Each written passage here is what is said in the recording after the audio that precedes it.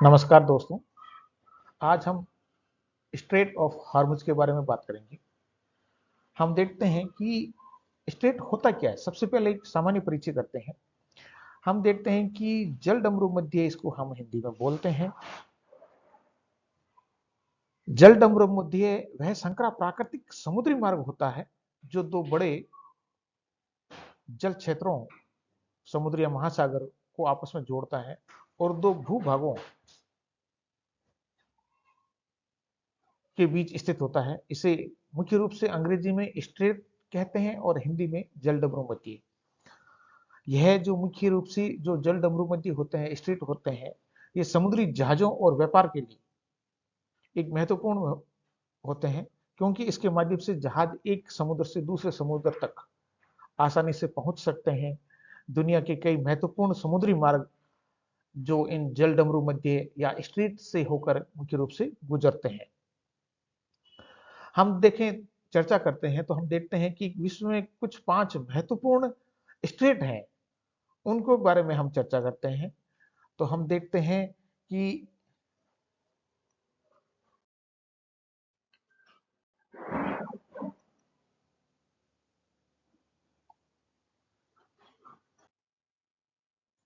पहला जो स्टेट है हमारा, वो हार्मुज स्टेट है। विश्व के 5 महत्वपूर्ण जो जलडमरू मध्य है, इनको मैंने लेने की कोशिश की है।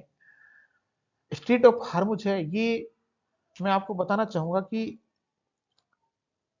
पर्शियन गल्फ जो यहाँ पे आपको दिखाई दे रही है, इसके साथ में गल्फ ऑफ ओमान है, इन दोनों के बीच में ये मुख्य रूप से है, इनको आपस में जोड़ता है।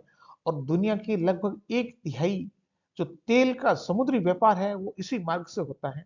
इसके आसपास ईरान है, ओमान है, आदि प्रमुख देश हैं, वो स्थित है। दूसरा जो हमारा स्टेट है, जिसको हम बोलते हैं स्टेट ऑफ मलक्का, और ये मुख्य रूप से हिंद महासागर में स्थित है। और हिंद महासागर और साउथ चाइना को मुख्य रूप से ये आपस में जोड़ता है। दो प्रमुख जो देश हैं, एक मलेशिया है, एक इंडोनेशिया है, इनके बीच से होता हुआ ये मुख्य रूप से गुजरता है। और एशिया का सबसे व्यस्त समुद्री मार्ग है, जो इसको हम कहते हैं, या इसको के रूप में हम देखते हैं। और इसके आसपास मलेशिया है, इंडोनेशिया है और सिंगापुर जैसे महत्वपूर्ण जो वर्तमान में देश है वो स्थित है। तीसरा जो हमारे स्टेट है वो स्टेट ऑफ जिब्राल्टर है, और ये अटलांटिक ओशन और मेडिटेरियन भूमध्य सागर को प्रमुख रूप से जोड़ता है। हम देखेंगे कि ये इसके दोनों सिरों पर, एक तरफ मोरक्को है और दूसरी तरफ स्पेन है, इनको आपस में जोड़ता है। इसके बाद में चौथा जो प्रमुख स्टेट है वो है बेरिंग स्टेट। ये प्रशांत महासागर और आर्कटिक महासागर को आपस में जोड़ता है। और हम थोड़ा सा इसको ध्यान से देखेंगे तो ये रशिया और यूनाइटेड स्टेट की सीमा को बनाता है। आप ध्यान से देखिए, ये रशिया है और ये यूनाइटेड स्टेट है, इनके बीच में ये मुख्य रूप से हम देखेंगे कि बेरिंग स्टेट के नाम से प्रमुख रूप से जाना जाता है। इसके बाद पांचवा जो प्रमुख है वो बॉस्फोरस स्ट्रेट है, और इसको हम देखेंगे ब्लैक सी और सी ऑफ मार्मरा को प्रमुख रूप से जोड़ता है। यह यूरोप और एशिया को अलग करता है। और इस्तांबुल जो तुर्की की राजधानी है वो इसी के किनारे पर स्थित है। इस तरह ये विश्व के 5 ऐसे स्टेट हैं जिनकी हमने चर्चा की है। इसके बाद में हम देखते हैं कि जिसको हम मुख्य रूप से चर्चा करना चाह रहे हैं वो स्टेट ऑफ हार्मुज की स्थिति क्या है। तो हम देखते हैं कि ये मध्य पूर्व के क्षेत्र में स्थित महत्वपूर्ण एक जलडमरू मध्य है जो ईरान और ओमान के बीच स्थित है। इस जलडमरू मध्य की लगभग जो दूरी है चौड़ाई के रूप में हम देखते हैं तो 33 किलोमीटर चौड़ा है, और इसकी गहराई में बड़े बड़े जहाज और तेल टैंकरों के लिए प्रमुख रूप से उपयुक्त पाई जाती है, जिससे कि बड़े बड़े जहाज इसको आसानी से पार कर सकते हैं। इस मार्ग से होने वाले समुद्री जहाज जो पर्शियन गल्फ से निकलकर गल्फ ऑफ ओमान के मध्य से अरेबियन सी और फिर दुनिया के अन्य कई हिस्सों में पहुंचते हैं। इसलिए ये जो स्ट्रीट ऑफ हार्मुज है ये महत्वपूर्ण भूमिका अपने निभाता है। इस क्षेत्र में कई छोटे छोटे द्वीप भी हैं जो इस जल मध्य की भौगोलिक संरचना को मुख्य रूप से प्रभावित करते हैं। फिर हम देखते हैं कि इस कि जो आर्थिक महत्व क्या है, स्टेट ऑफ जो हार्मुज है, इसका प्रमुख रूप से आर्थिक महत्व क्या है, जिसको लेके वर्तमान में काफी चर्चा का मुद्दा बना हुआ है। हम देखते हैं कि ये विश्व की अर्थव्यवस्था के लिए महत्वपूर्ण है, क्योंकि इससे तेल और गैस के परिवहन का मुख्य मार्ग भी मानते हैं।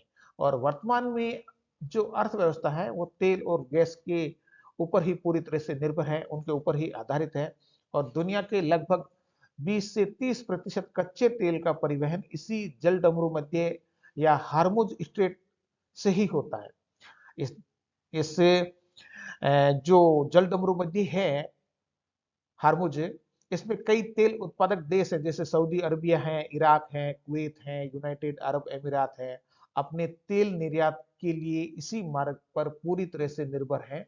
और इनसे आयात और निर्यात करने वाले देश हैं वो भी इस हार्मुज के ऊपर पूरी तरह से निर्भर रहते हैं।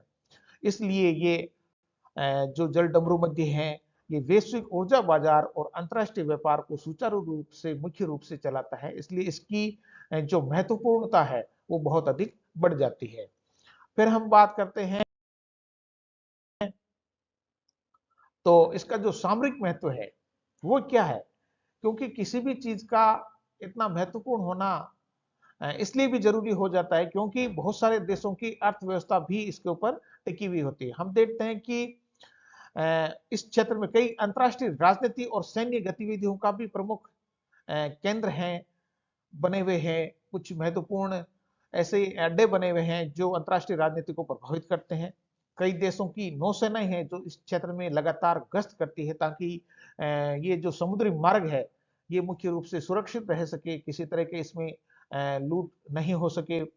इसके अलावा ईरान और यूनाइटेड के बीच तनाव का कारण यह जल मध्य कई बार समाचार पत्रों में अग्रसर रहता है।